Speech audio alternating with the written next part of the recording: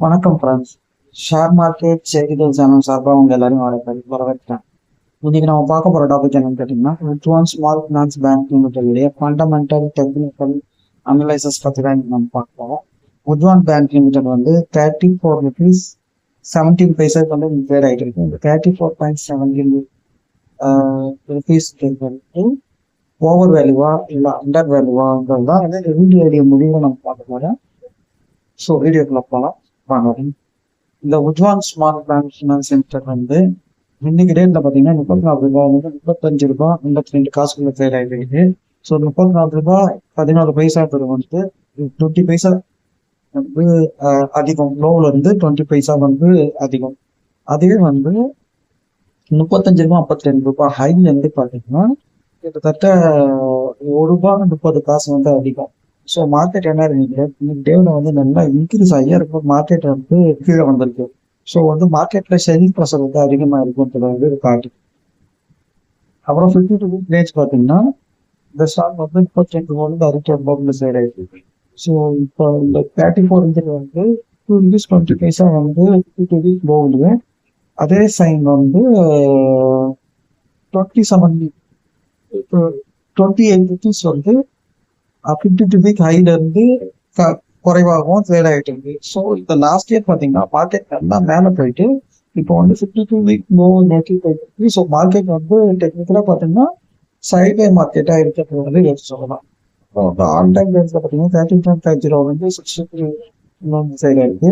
ஆனால் வீட்டு எங்கன்னா 52 வீக் ஹைன்னு இருக்கும். ஆன் டைம் ரேஞ்ச் இப்போ வந்து 1.2 rupees வந்து டிஃப்ரெண்ட் இருக்கு. ஸோ லாஸ்ட் இயர் வந்து ஒரு ஆல் டைம் ஹை வந்து இன்னும் ஹிட் பண்ணல. ஸோ அதுக்கு முன்னாடியே ஹிட் ஆயிருக்கு. அப்புறம் இந்த ஸ்டாக் வால்யூம் பார்த்தீங்கன்னா 52 லட்சம் வந்து வால்யூம் இருக்கு. இது வந்து ஒரு கொஞ்சம் டீசெண்டான வால்யூம் தான்.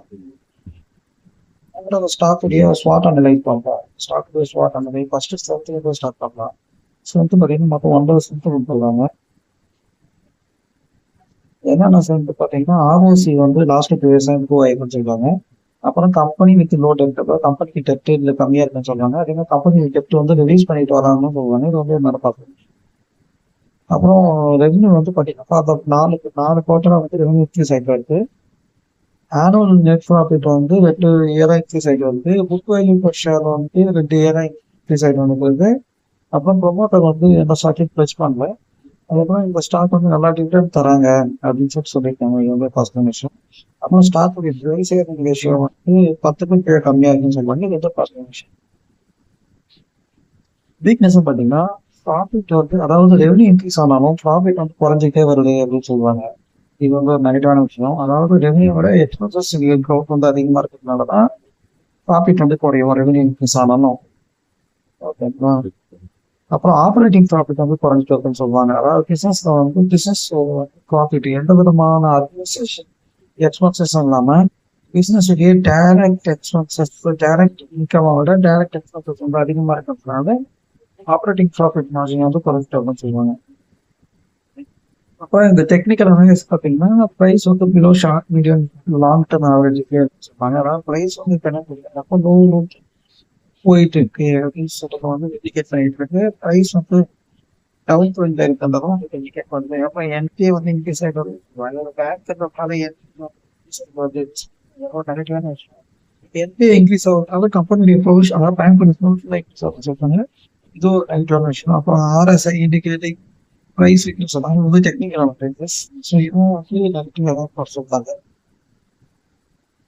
ஆப்பர்ச்சுனிட்டி பார்த்தீங்கன்னா அனலிஸ்ட் வந்து நல்லா ரேட்டிங் கொடுத்துருக்காங்க. அந்த ஃபினான்ஷியல் அவங்க தான் வந்து கம்பெனி ரேட்டிங் கொடுத்தாங்க. அந்த கம்பெனியுடைய ரேட்டிங் பேஸ் பண்ணி தான் அந்த கம்பெனி வந்து அந்த இன்வெஸ்ட்மெண்ட் பண்ணுவாங்க. ரீசெண்டாக பார்த்தீங்கன்னா இந்த ஃபினான்ஷியல் இன்ஸ்டியூட்லாம் வந்து நல்ல ரேட்டிங் கொடுத்துருக்காங்க அந்த கம்பெனி சொன்னாங்க. ஸோ அந்த கம்பெனிக்கு வந்து ஃபியூச்சர் க்ரோத் இருக்கிறதா வந்து ஃபினான்ஷியல் இன்ஸ்டியூஷன்லாம் அவங்க நம்புறாங்க.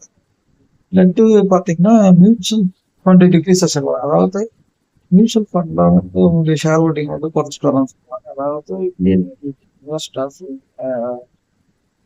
ஷேர் ஹோல்டிங்ல குறைச்சிட்டு இது வந்து நெகட்டிவ் விஷயம். அப்புறம் அந்த ஸ்டாக்குடைய பி ரேஷியோ பாருங்க 5.68. அட் த சேம் டைம் வந்து ஸ்டாக்குடைய செக்டார் பி பாருங்க 95.0. ஸோ செக்டார் பியோட இப்போ செக்டார் பி வந்து இந்த ஸ்டாக்குடைய ப்ரைஸிங் விட 4 times இருக்கு. ஸோ இது வந்து ஒரு பாசிட்டிவான விஷயம். வேல்யூ பர் ஷேர் வந்து 28 இருக்கு. ஸ்டாக்குடைய கரெக்டாக மார்க்கெட் ப்ரைஸே வந்து புக் வேல்யூ இருக்கும்.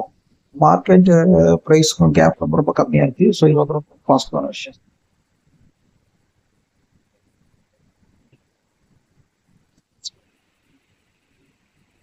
இந்த ஸ்டாக் வந்து லாஸ்ட் 1 இயர் பாருங்க. இந்த ஸ்டாக் வந்து பாட்டம் போடுறது. இந்த ஸ்டாக் பார்த்தீங்கன்னா higher high, lower high, lower low formation form ஆகிட்டு மார்க்கெட் ரொம்ப ரிவர்ஸ் ஆகல. ஓகேங்களா? அது வந்து 52.56 இயர்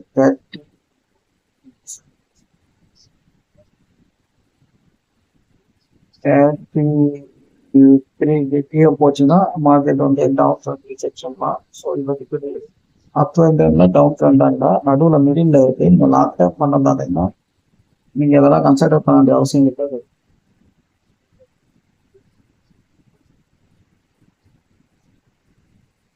அப்புறம் கம்பெனி பாருங்க, பர்ஃபார்மன்ஸ் பாருங்க. அதாவது லாஸ்ட் 1 வீக் வந்து நெகட்டிவ் 4ல ட்ரேட் ஆயிடுச்சு. அதே மாதிரி லாஸ்ட் 1 மந்த் பார்த்தீங்கன்னா பாசிட்டிவ் 1 லாஸ்ட் 1 மந்த் வந்து சைட்லையும் 1 வீக் வந்து டவுன் சைட்ல இருக்கு. அப்புறம் லாஸ்ட் 3 மந்த் வந்து டவுன் சைட் இருக்கு. இயர் டு டேட் டவுன் சைட்ல இருக்கு. அப்புறம் 1 இயர் டவுன் ட்ரெண்ட் இருக்கு. ஸோ 3 இயர்ஸ் இருக்காங்க. ஜஸ்ட் 87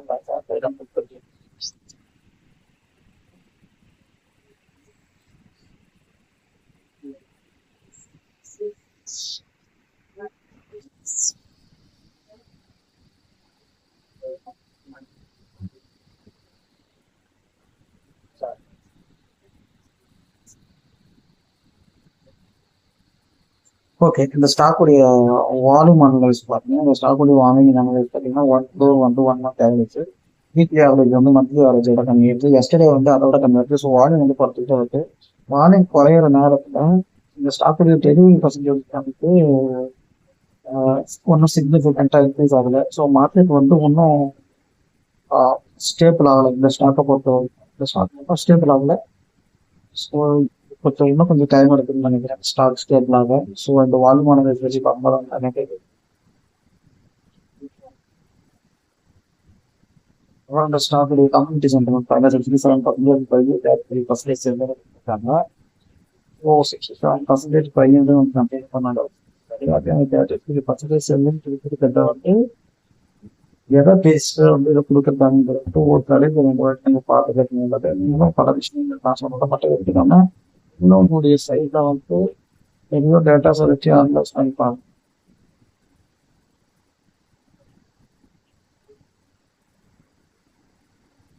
ஸ்டாக்குடைய டிவிடெண்ட் பாருங்க 1.50%. அதாவது மொத்த ஸ்டாக் கிட்ட வந்து 5% வந்து இயர் வந்து டிவிடெண்ட் வச்சிருக்காங்க. அது ரொம்ப பாசிட்டிவான விஷயம்.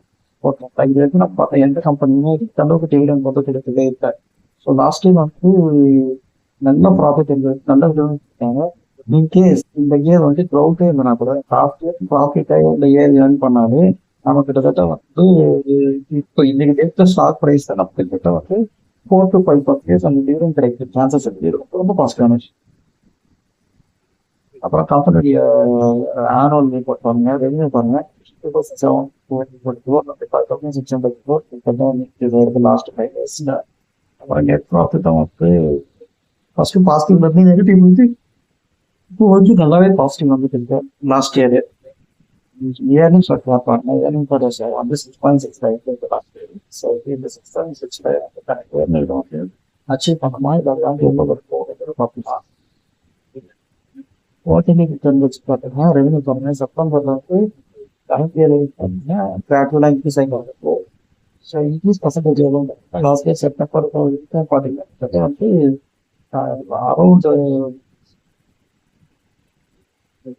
15% எவ்வளோ குவாலிட்டி இன்னும் 90 ஏர்னிங் ப்ளஸ் ஏர்னிங் ப்ளஸ் வந்து லாஸ்ட் இந்த குவார்டர் வந்து பார்த்தீங்கன்னா 1.21 பார்த்துட்டு லாஸ்ட் 2 quarters ஏர்னிங் ப்ளஸ் வந்து 1.56 + 1.21 இது வரைக்குமே கிட்டத்தட்ட 2.8%. லாஸ்ட் இயர் வந்து இந்த கம்பெனி வந்து கிட்டத்தட்ட EPS 6.5 வரைக்கும் ஸோ இந்த இயர்ல வந்து கண்டிப்பாக 6.5 வந்து இந்த ரேட்ல வந்து பிரேக் பண்ணுறதுக்கான சான்ஸ் ரொம்ப. ஸோ என்னுடைய ப்ரிடிக்ஷன் இந்த இயர் வந்து இந்த ஸ்டாக் வந்து ஒரு ஏர்னிங் பர் ஷேர் வந்து ஒரு 5%, 5 rupees அப்படி இருக்கிறதுக்கு வந்து சான்சஸ் அதிகமாக இருக்கு. ஸோ லாஸ்ட் இயர் 6.5 வந்து 1.5 டிவிடெண்ட் இருக்காங்கன்னா 5 rupeesக்கு வந்து அரௌண்ட் ஒரு 1.2 வந்து டிவிடெண்ட் கிடைக்கிறதுக்கு சான்சஸ் இருக்கு.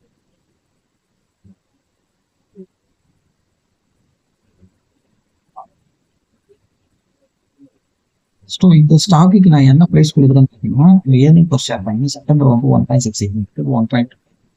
ஸோ கிட்டத்தட்ட எத்தனை பர்சன்டேஜ் வந்து குறைச்சிருக்கு 16 கிட்டத்தட்ட 22% குறைச்சிருக்கு. ஸோ இந்த கம்பெனியுடைய ப்ரைஸ் வந்து லாஸ்ட் இயர் வந்து கிட்டத்தட்ட ஒரு 22% குறைச்சிருக்கான்னு சொல்லி பார்க்கணும். 35 22% எவ்வளோ வருது, அரௌண்ட் 7-8 வச்சுருக்கோம். 35ல வந்து நீங்கள் 8 வந்து மைனஸ் பண்ணீங்கன்னா உங்களுக்கு வந்து 27 சாரி 63லேருந்து சாரி நான் தப்பாக காய்ச்சிருக்கேன். அதாவது 61ல வந்து 20% எவ்வளோ, அரௌண்ட் 13 rupees. ஸோ 61ல வந்து 51 47. ஆனால் இந்த ஸ்டாக்குடைய ப்ரைஸ் வந்து 32ல இருக்கு. ஸோ என்னை பொறுத்த வரைக்கும் பார்த்தீங்கன்னா ஆஸ் பர் ஏர்னிங் வந்து இந்த ஸ்டாக்கு கிட்டத்தட்ட வந்து ஏர்னிங் பேஸ் பண்ணி ஸ்டாக் 47 ரூபா 48 ரூபாய்க்கு வந்து சேல் ஆகுது ஸ்டாக் 34 ரூபாய்க்கு இருக்கு. ஸோ என்ன பார்த்தீங்கன்னா இது ஒரு ரீசனபிள் ப்ரைஸிங் தான். ஓகேங்களா, இது வந்து என்னுடைய ஒப்பீனியன். இதை வந்து என்னுடைய எஜுகேஷனல் பர்பஸ் கேட்குறேன். இதையே வந்து இன்வெஸ்ட்மெண்ட் பண்ணுறதுக்கு ஒரு ரீசனாகவோ இல்லை இதை பேஸ் பண்ணி பொறுத்த வரைக்கும் இந்த பேங்க்குடைய ஸ்டாக் வந்து அண்டர் வேல்யூ தான் இருக்குது. ஸோ நான் இந்த பேங்க்குக்கு நான் என்ன வேல்யூ கொடுக்குறேன்னா ஒரு 47 to 48 rupees கொடுக்குறேன். ஸோ இந்த பேங்க் வந்து ஃபினான்ஷியலாக இந்த நல்லா பர்ஃபார்மன்ஸ் பண்ணிச்சு இப்போ வர வேண்டிய குவார்ட்டர்னா இந்த பேங்க்குடைய ஸ்டாக் வந்து மினிமம் ஒரு 40 to 45 rupees வந்து 1 இயர்ல வந்து போகிறதுக்கு சான்சஸ் இருக்கு. ஓகேங்களா, அது வந்து கிட்டத்தட்ட வந்து 30% வந்து இன்க்ரீஸ் கொடுக்குறதுக்கான சான்சஸ் இருக்கு. ஸோ ஆனால் மார்க்கெட் வந்து ஒன்றும் ரிவேட் ஆகலை. அட் த சேம் டைம் வந்து கம்பெனியுடைய ஃபினான்ஷியலும் வந்து டவுன் சென்டர் தான் இருக்கு. ஸோ நீங்கள் என்ன பண்ண தெரியுமா, அப்படி கேஸ் இன்வெஸ்ட்மெண்ட் பண்ணணும் அப்படின்னு சொல்லி நீங்கள் எப்படி வைக்கீங்கன்னாக்க மொத்தமாக பண்ணிடாதீங்க. எந்த அளவுக்கு வந்து உங்கள் அமௌண்ட் வந்து கம்மி பண்ணி நீங்கள் இன்வெஸ்ட்மெண்ட் பண்ணுங்க, இதோட கம்மி குறைஞ்சிட்டு போயிட்டு இருக்கும்போது சான்ஸ் கிடைக்கும் போது இன்வெஸ்ட்மெண்ட் பண்ணுங்க. அட் த சேம் டைம் அடுத்த 2 குவார்ட்டருடைய ரிசல்ட் வந்தால் தான் நம்ம ஸ்டாக்குடைய எதிர்காலத்தை வந்து இப்போதைக்கு நம்மளால ப்ரெடிக்ட் பண்ண முடியும். ஸோ என்னை பொறுத்த வரைக்கும் அந்த ஸ்டாக் வந்து 47 ரூபாய் வரைக்கும் இந்த ஸ்டாக்கை வந்து கேரி பண்ணலாம். ஆனால் அந்த ஸ்டாக் வந்து இப்போ 40 ரூபாய்க்கு சேல் ஆகிருக்கிறது வந்து என்னை பொறுத்த வரைக்கும் அண்டர் வேல்யூ தான். ஓகேங்களா, ஸோ இதே மாதிரி இன்னொரு ஸ்டாக்குடைய ஃபண்டமெண்டல் அண்ட் டெக்னிக்கல் அனலைஸோட சந்திக்கிறேன். அது வரைக்கும் உங்ககிட்ட வந்து விடைபெறுவது ஜீவன் தான்.